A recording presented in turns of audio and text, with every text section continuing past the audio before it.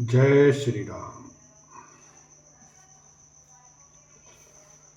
गावहि मंगल मंजुल बानी, सुन कल रव कल कंठ लजानी। भूप भवन किमि जाई बखाना, विश्व विमोहन रचेउ बिताना। मनोहर वाणी से मंगल गीत गा रही हैं, जिनके सुंदर स्वर को सुनकर कोयलें भी लजा जाती हैं। राजमहल का वर्णन कैसे किया जाए, जहां विश्व को विमोहित करने वाला मंडप बनाया गया है। मंगल द्रव्य मनोहर नाना, राजत बाजत विपुल निशाना। कतहु बिरधि बंदी उच्चरहि, कतहु वेद धुनि भूसुर करहि। अनेकों प्रकार के मनोहर मांगलिक पदार्थ शोभित हो रहे हैं और बहुत से नगाड़े बज रहे हैं। कहीं भाट वृंदावली कुल कीर्ति का उच्चारण कर रहे हैं और कहीं ब्राह्मण वेद ध्वनि कर रहे हैं। गावई सुंदरी मंगल गीता, ले ले नाम राम और सीता। बहुत उछाओ भवन अति थोरा, मानहु उमग चला चहुओरा। सुंदर स्त्रियां श्री राम जी और श्री सीता जी का नाम ले लेकर मंगल गीत गा रही हैं। उत्साह बहुत है और महल अत्यंत ही छोटा है, इससे उसमें न समाकर मानो वह उत्साह आनंद चारों ओर उमड़ चला है।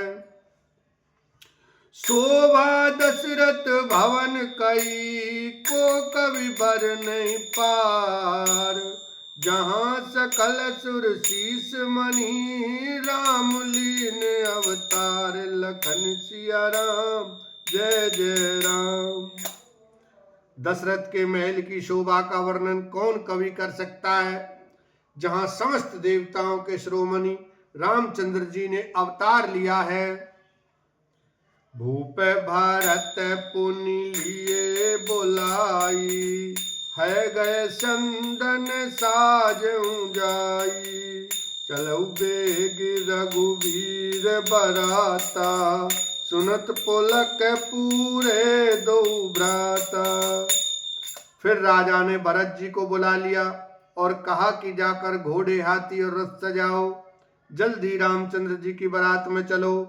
यह सुनते ही दोनों भाई भरत जी और शत्रुघ्न जी आनंदवश पुलक से भर गए।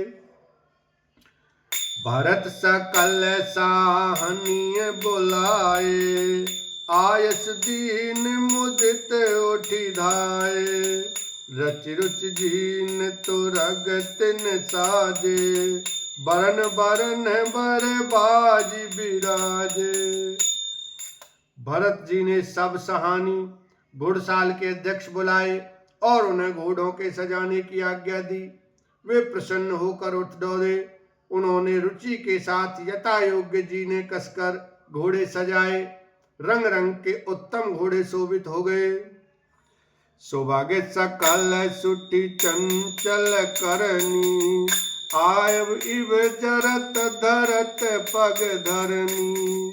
नाना जाति न जाहि बखाने, निदर पवन जनु चैत उड़ाने। सब घोड़े बड़े ही सुंदर और चंचल करनी चाल के हैं।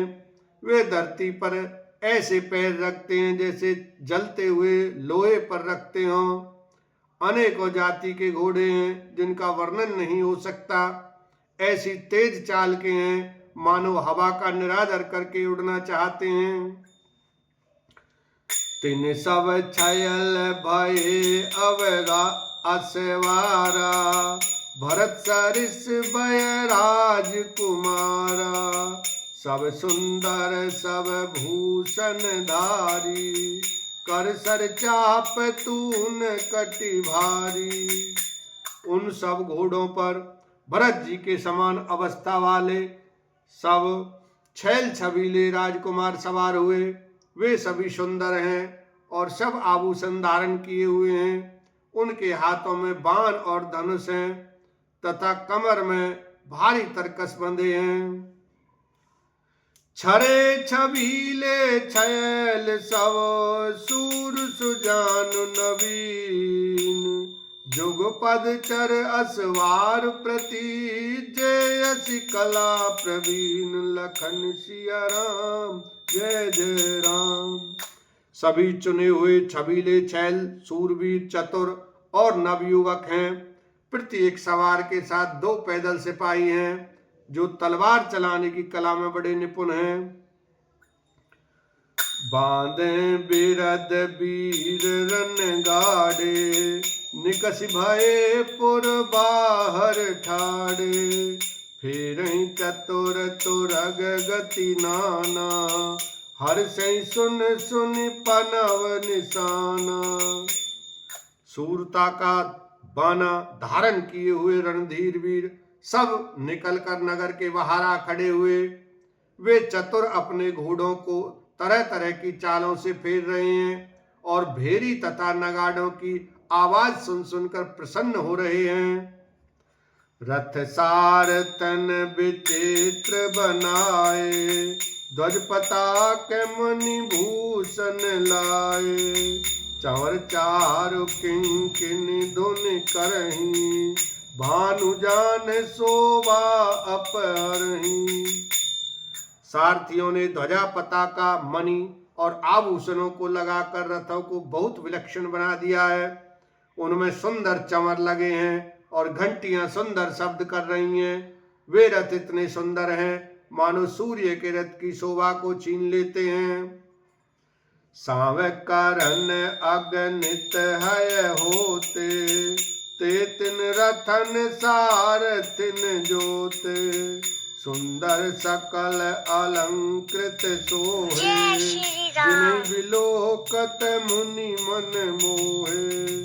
अगणित श्याम कर्ण घोड़े थे, उनको सारथियों ने उन रथों में जोत दिया जो सभी देखने में सुंदर और गहनों से सजाए हुए सुशोभित हैं और जिन्हें देखकर मुनियों के मन भी मोहित हो जाते हैं। जे जल चलहि थलहि की नाहि, ताप न बूढ़ बेग अधिकाई, अस्त्र शस्त्र सब साज बनाई, रति सारथिन लिए बुलाई। जो जल पर भी जमीन की तरह ही चलते हैं, वेग की अधिकता से उनकी टाप पानी में नहीं डूबती। अस्त्र शस्त्र और सब साज सजाकर सारथियों ने रथियों को बुला लिया। बोलो सियावर रामचंद्र की जय, उमापति महादेव की जय।